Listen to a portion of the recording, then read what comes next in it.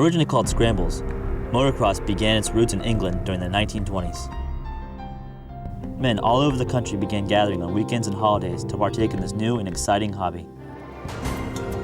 During the 1950s, motocross riders in Europe began transporting their technology to Northern America.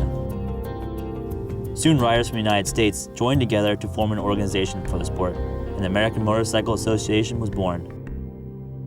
Today, it is the leading provider for all the amateur and professional sanctioned motocross events.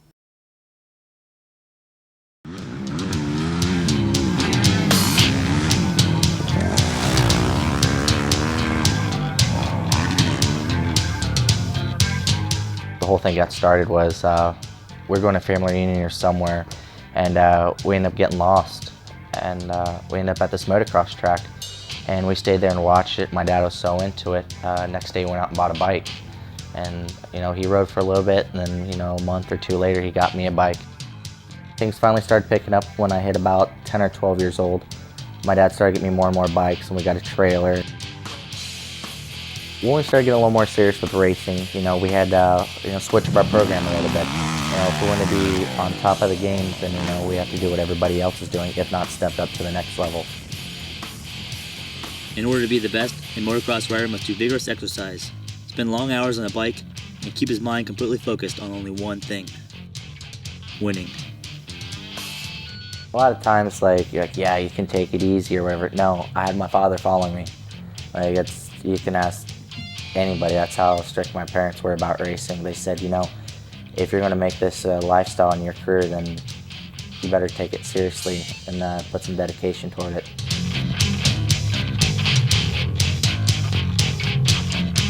So I started getting more sponsors and bikes handed to me and people paying me money to wear the clothes. And being the photo shoots, get to sit down, me and my father, and we had a serious talk with our agent, and they said, well, you're getting to the point where this is becoming, more like a career rather than a hobby. Out of the thousands of people that compete professionally in the U.S., only a handful will be crowned winners.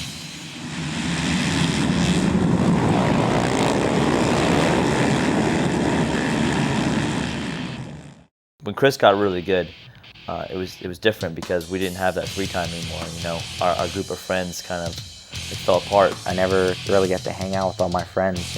People would be like, yeah, you go to this party and you hear about this. No, I was sleeping in the back seat of my truck driving 15 hours from Florida or something. I remember every weekend he was gone. Every single weekend he had some race to go to, something he had to train for. He never had any time to just be a teenager. Chris has missed out on his childhood, which he so dearly desired. After racing for 15 years, plaques and trophies turn into firewood. You don't want some piece of wood hanging in your house that just takes up more space or whatever. You want some green in your pocket. It's not always money. I guess if you're not tied down with a girl or married or whatever, there's a few ladies, groupies that come around, wear your jerseys.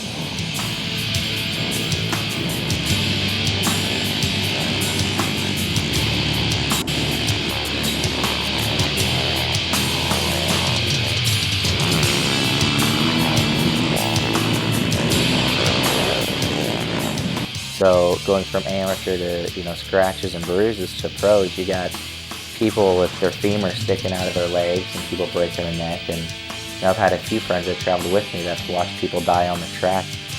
The higher you push, the further you fall.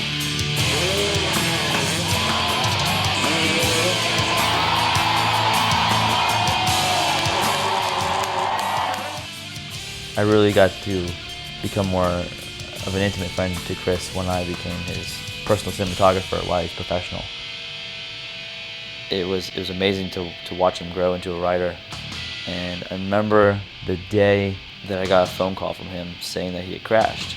I went out and practiced whatever and overjumped this jump, landed some deep sand, flipped over the bars.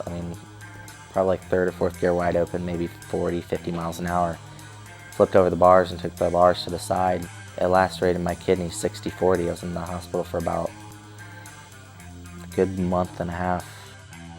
Like Chris, I thought he's probably playing some kind of joke on me, and he's on the phone and he's in tears, and he tells me that they can't figure out why he's bleeding.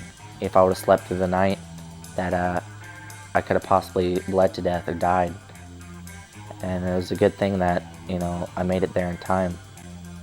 Or, you know, I wouldn't be sitting here today telling my story. Let's be clear about this. Motocross is a dangerous sport. Many riders like Chris put their life on the line every time the starting gate drops. Sponsors strive to bring out the best in each of their riders. They represent more than just good racers. They represent a positive image for fans and future contributors to the sport. Probably after 3 months of living down here in Florida, one of my old sponsors, Liquid Performance, came to me with a job opportunity. And, you know, that's what I'm doing now. I travel to all the amateur nationals, and also I do presentations and set up accounts at boat dealerships. So, in a way, you know, me not racing it, yeah, it kind of stinks, but with this job, it still keeps me around the whole racing industry, so it's not as hard, and I can still, you know, be kind of hands-on and be there to support people, even though I'm not on the track. No matter where he is in life, the spirit of racing will always live inside of him.